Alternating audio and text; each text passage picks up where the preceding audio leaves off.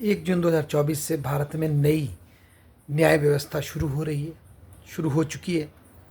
तो इस संदर्भ में इसकी कमियों और खूबियों पर एक शो में कपिल सिब्बल जी, मनीष सिंघवी जी और मुकुल रोहतगी जी जैसे कुछ बड़े बड़े लॉयर्स आए थे। तो वहाँ उनके बीच में एक चर्चा हुई और उस चर्चा में ये निष्कर्ष निकला कि भारत में आज ऐसा कल्चर बन चुका है जो कि पुलिस रिमांड का कल्चर है, जहाँ पर कि एक पुलिस अधिकारी को न्यायाधीश के द्वारा किसी व्यक्ति की रिमांड का अधिकार दिया जाता है और फिर वो उस व्यक्ति को रिमांड पे रखता है और ऐसी रिमांड में इन्वेस्टिगेशन के दौरान टॉर्चर की संभावनाएं बढ़ जाती हैं। तो ऐसे में प्रश्न ये उठा था कि भाई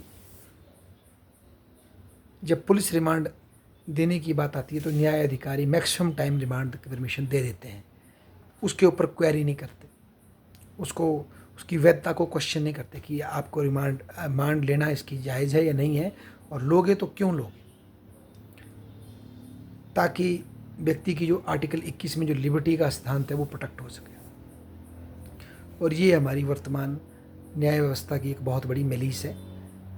और वैसे भी जजेस काफ़ी ज़्यादा वर्डन ओवरलोड रहते हैं, तो ऐसे में अक्सर पुलिस को ये रिमांड मिल जाती है। तो इसके संदर्भ में वो चर्चा करते हैं।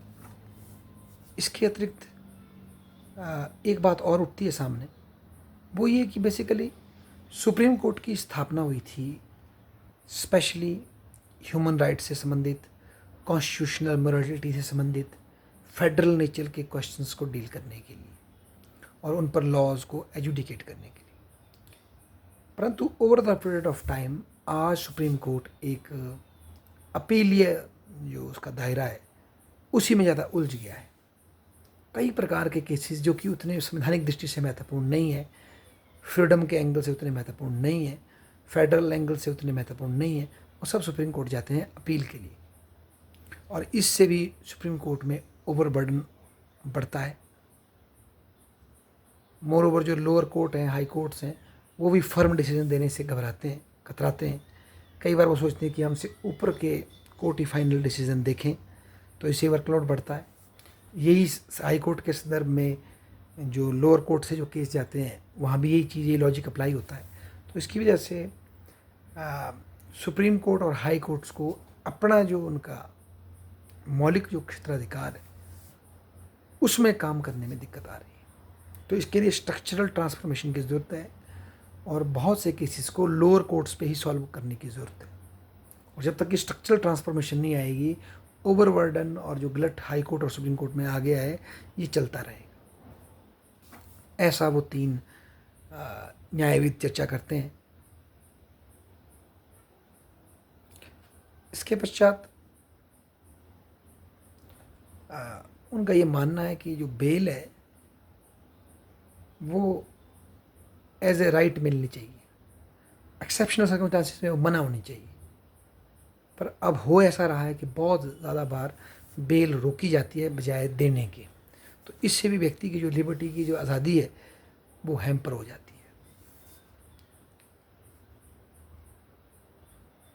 इसके अतिरिक्त कपिल सिब्बल जी का ज़्यादा फोकस है जो कॉन्स्पिरेसी, जो एक शब्द है 120 में क्रिमिनल प्रोसीजर कोड में, जिसको लोग यूज़ करते हैं, गवर्नमेंट्स यूज़ करती हैं, और फिर जिसके ऊपर कॉन्स्पिरेसी शब्द लगाए उसको प्रूव करना मुश्किल हो जाता है कि मैंने कॉन्स्पिरेसी में भाग नहीं लिया। तो इसके लिए चर्चा में ये निकला कि भाई अगर किसी पे कंस्पिरेसी का आरोप लगता है तो उसके कुछ हार्ड फास्ट पॉइंट्स हों कि इसमें ये चीज़ें दिखनी चाहिए कि आप भारत के खिलाफ कोई स्ट्रेटजी कर रहे हैं या उकसा रहे हैं, तो उसके बाद कंस्पिरेसी का केस चले। मियर धारा इम्पोज करने से गड़बड़ हो जाती है। और कहीं ना कहीं इसमें यह भी दिखा कि भारत में सही मायनों में अगर हमें लीगल सिस्टम में रिफॉर्म करना है तो उसमें पुलिस को स्वायत्तता देना, पुलिस में रिफॉर्म करना बहुत ज़्यादा ज़रूरी है। और पुलिस पे जो पॉलिटिकल अनड्यू प्रेशर्स हैं, यहाँ पुलिस को गवर्नमेंट जो है अपने सेल्फिश गेन के लिए यूज़ करती है, वेंडेटा के लिए यूज़ करती है, वहाँ पर रोक लगने की ज़रूरत है। ये भी प्रश्न इसमें उठ कर आया। फिर मोर ओवर जो हमारे देश में जो फोरेंसिक लैब्स का जो इंफ्रास्ट्रक्चर है वो उतना अच्छा नहीं है और बहुत ज़्यादा ओवरबर्डनड है।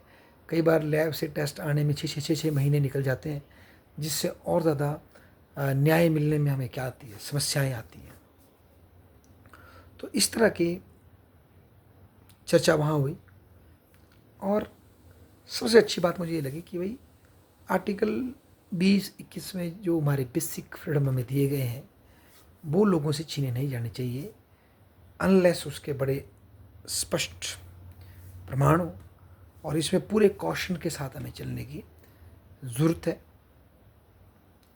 पर वर्तमान में हम उस लेवल पर अभी अचीव नहीं कर पा रहे हैं। फिर रोहितगी जी ने बात बोली जो कि स्ट्रक्चरल इम्बैलेंस आ गया है और सुप्रीम कोर्ट आज एक अपीलीय न्यायालय ज़्यादा हो गया है और अपने मूल जो उसके दायित्व है उसको सुप्रीम कोर्ट निभाने में असक्षम हुआ है। तो इसलिए स्ट्रक्चरल ट्रांसफॉर्मेशन की भी न्याय व्यवस्था में ज़रूरत है। नए संविधान, नई कानून व्यवस्था खड़ी करने से तो लाभ होगा ही होगा, पर उसमें के साथ साथ हमें पुलिस में रिफॉर्म और